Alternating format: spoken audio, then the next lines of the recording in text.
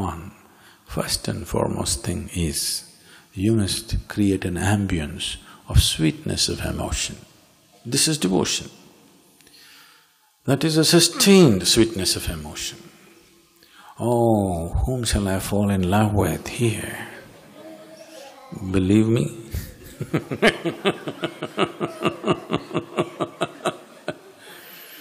even a child knows it's not going to work.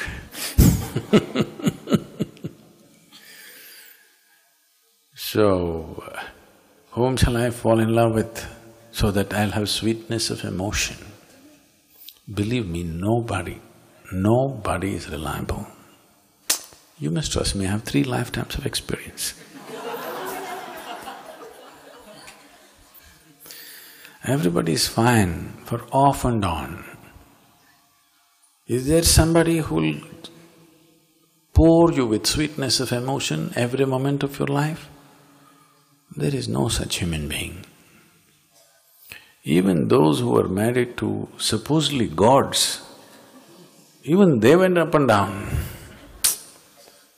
Look at Parvati, look at Sati, look at Satyabhama, look at Rukmini, all up and down, more up and down than your wives and husbands. At least many of your spouses are feeling elevated because you're spending a lot of time in the ashram.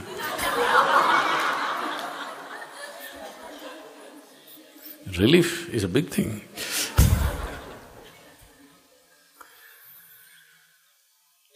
So, people believe with love affair they're going to become full of love. With marriage they're going to concretize this sweetness. Or once you have children, it's sweetness and sweetness.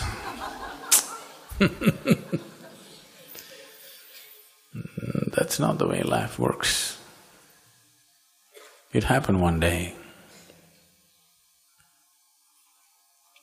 A freeloading young man who was coming back from his nightly party at 8 a.m.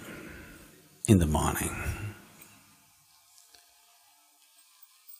bumped into his father, who was a rich stockbroker who was rushing to his brokerage office.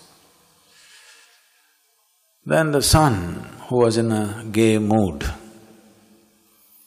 said, "Have a great day, Dad." The father looked at him and said, "Thank you, my son, but why are you telling me this?" The son said, "Well, Dad, if you have a great day, I will have a great day."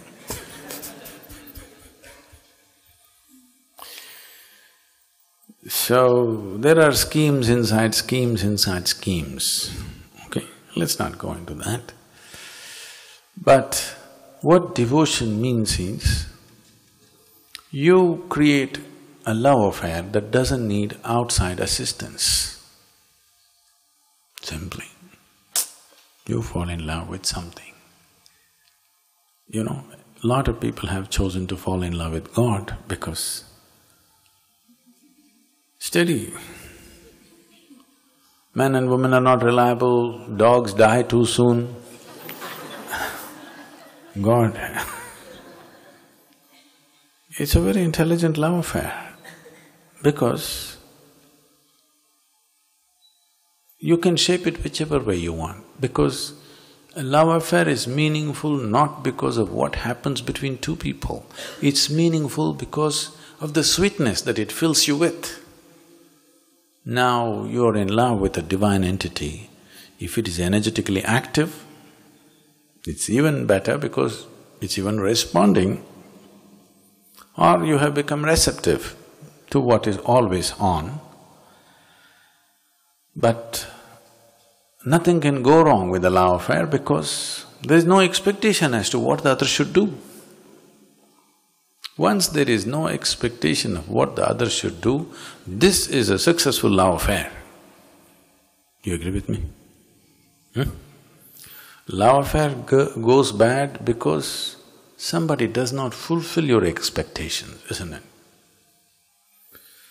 So you fall in love with an entity, just for this. This is pure love, just for the love of it, not because of what you will get. So, always you're filled with sweetness. If the ambience of sweetness is there within you, the sadhana that you're doing will multiply in its fold. And the passage or the pathway becomes shorter, shorter and shorter, depending upon if you're joyful, if it is this long. If you're blissful, it'll become this long. If you're ecstatic, it'll become this much. The pathway becomes this long or this short because the ambience of ecstasy is on. I've had the misfortune of seeing so many people around me. I get them to a place where they're this close, but you leave them for one day, straight back. This is it's a misfortune of being a guru. Any number of times you bring people to so close, but when you get that close,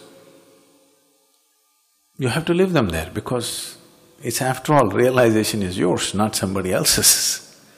You thought you brought them this close and anyway they will take the next step, but no.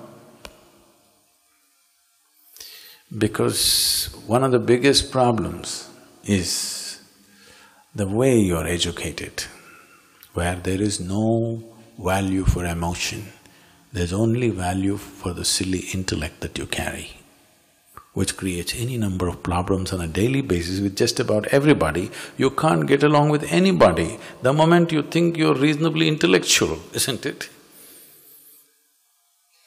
And you cannot even get along with the source of creation because you're so intellectual, you're a world by yourself. You cannot live in the Creator's creation anymore, you're in your own creation. If you're in your own creation, this is not an achievement. Instead of being an existential being, you have become a psychological case. That's the transformation that's achieved. Is it a useless instrument? Not at all. It is useful, but it is supposed to make you realize this is not the way. It's good to multiply, add, divide, subtract. When I say add, divide, multiply, subtract, I'm talking about everything, about making money, getting married, multiplying into children, getting divorced, dying one day, all this. Everything is addition, subtraction, multiplication, division, isn't it so? Yes or no? You don't like it. The arithmetic of it is just that. Either you do addition or subtraction or multiplication or division. With the physical world, that's all you can do. For this intellect is great. Without it, you will not succeed in these chores that you have to do. But you want to know not bits and pieces of creation, you want a taste of Creator in your mouth, then this will slit your tongue into many pieces and you can't taste anything. So those of you who are flickering like tube lights, one day bright and shining, another day boof, it's time. It's time to change the ambience. A silly intellect that's not worked for this many years, don't expect it's going to save you tomorrow. It will not. It's time. Devotion is a powerful thing. It takes intelligence to recognize that if you… between your intellect and your emotion, if you look at it, maybe you don't have ecstasy in you, maybe you have no love in you, maybe you have no compassion in you. When you get angry at least, when you're angry, check which is a bigger force within you right now, emotion or intellect. That you must put it Because what is strongest in you, you must use that. That is intelligence, isn't it? I want you to check it for yourself. Your intellect is a bigger force or your emotion is a bigger force. The only thing is, emotion can take different forms. It can take very sweet and wonderful forms, it can take absolutely nasty and horrendous forms. So first thing is to train it to take a sweet form, to take a beautiful form. Once it takes a beautiful form, your intellect will mean nothing to you, really. Everything that's worth knowing, you will know by embrace, not by conquest. Conquest is a wasteful effort. Because even if you conquer, you will still not achieve anything.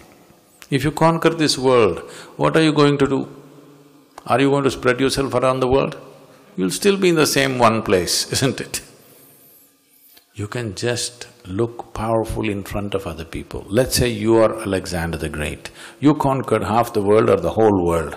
You are Alexander Great. You conquered the whole world. But let's say there are no people on the planet, nobody to clap their hands and say, you are great. You are sitting alone here, what will you do?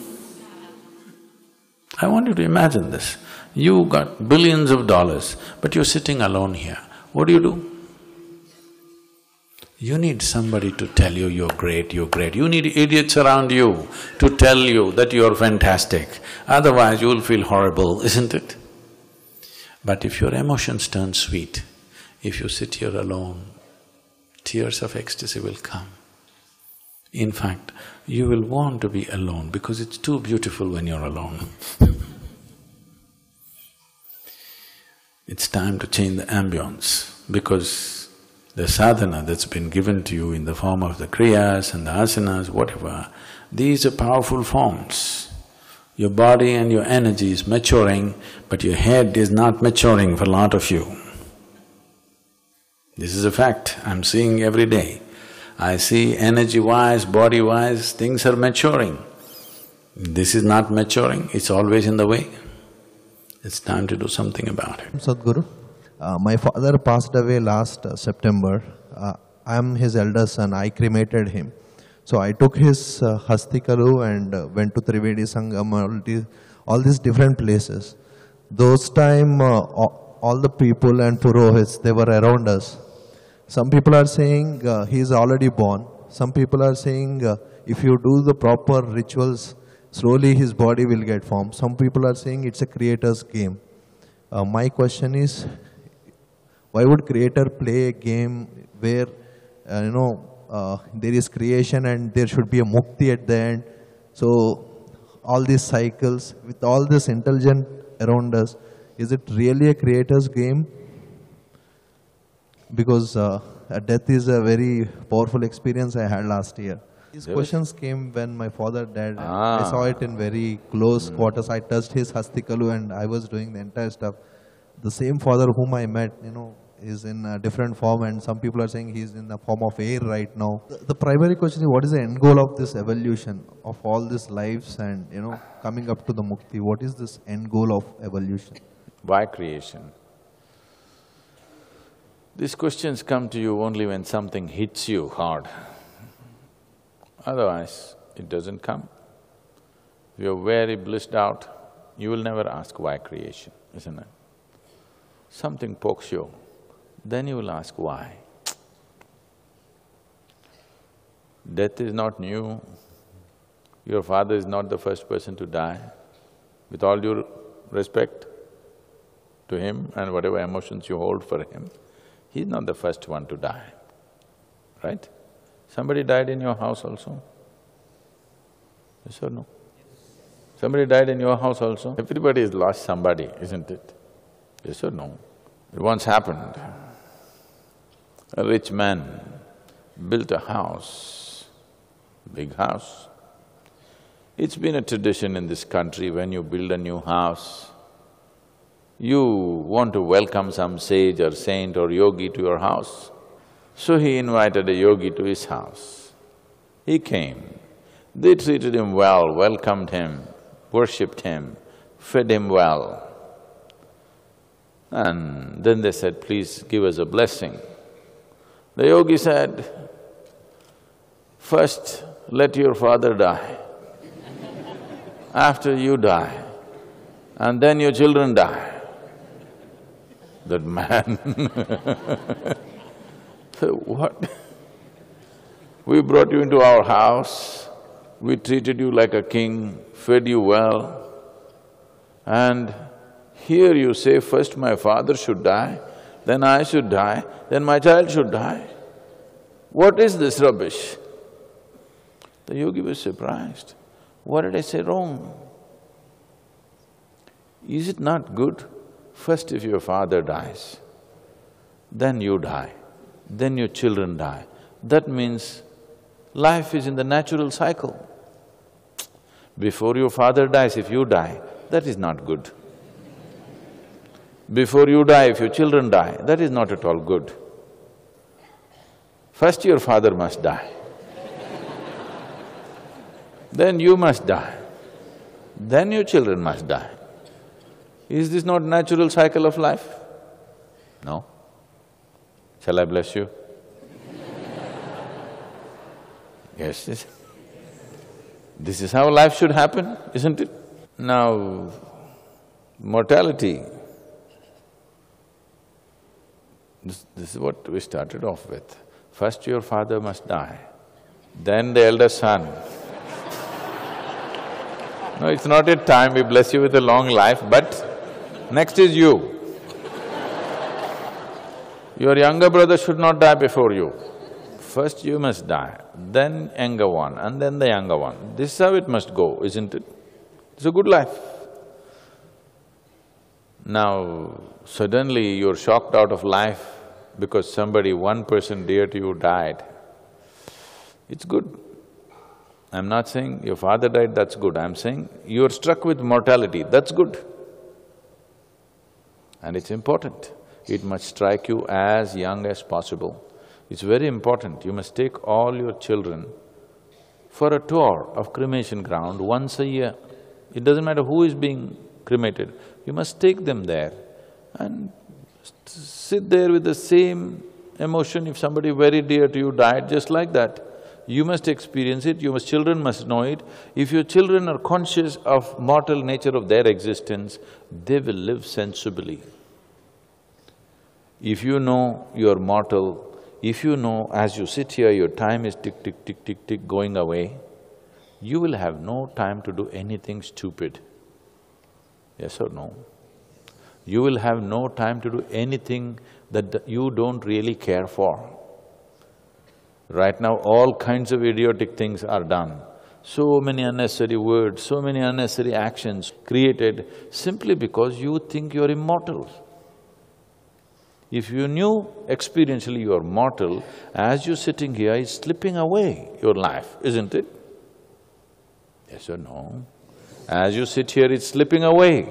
If you are conscious of this, do you have time to quarrel with somebody, do some other rubbish? No, you would do only what really matters to you. If every human being did what only really matters to them, this world would be a completely different place. So coming to terms with mortality is most important. At the earliest age, if you come to terms with mortality, it's best because you'll organize your life sensibly. I spent a few years, almost every day, in the cremation ground because I was so intrigued. Everybody like, you're hearing, your father is in the air, your father in the sky, your father somewhere else. Well, my father was still there with me, but I wanted to know what will happen anyway. So, people told me wherever they said, this is a haunted house, I went and slept there that night. That night, the damn ghost doesn't come.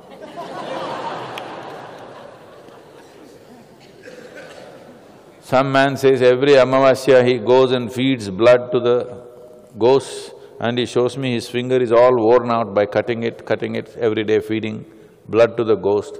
I go with him Amavasya after Amavasya, that Amavasya it doesn't turn up. I went everywhere looking, all kinds of things. There is another man with black robes, I go into his he takes me to his big kind of a shrine kind of place, where so many bottles all corked up and kept tied with black cloth. He says he's trapped all ghosts in these glass bottles. I befriend him wanting to steal one bottle from him. But he was very guarded, he didn't let me take away one bottle. But not one ghost popped out of any bottle, Then I went and sat in cremation grounds hoping, here it must be, I want to look at the freshly dead, so that maybe when they burn it, it'll come out where it is, I want to see. So they said, if you put a nail in the tree, at 12 o'clock in the night, it will come. I went and nailed the damn tree every day. Nothing came. These people are saying all this, if you put a nail in the tree at 12 in the night, exactly. I'm looking at the watch and exactly 12 o'clock, turn, nothing came.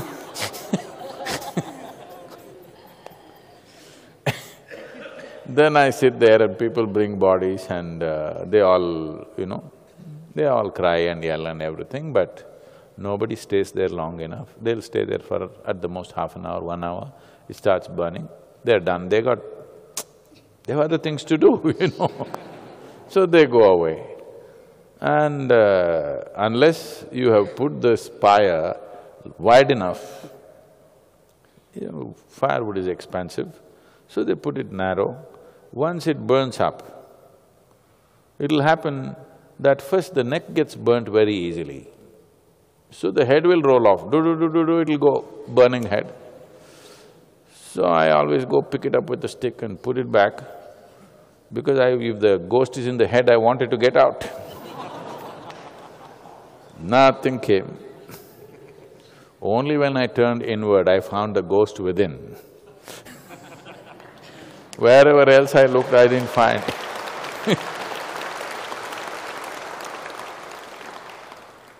But this whole exercise of being in the cremation grounds, almost on a daily basis, got me one thing 100% clear: mortality.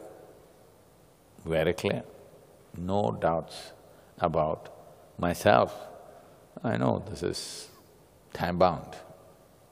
Once you know it's time-bound, you'll organize your life efficiently. You think you're here forever, so there is so much time to do so many things which are absolutely unnecessary for you. So, about where did they go? I've been saying this, some things you know best only by experience.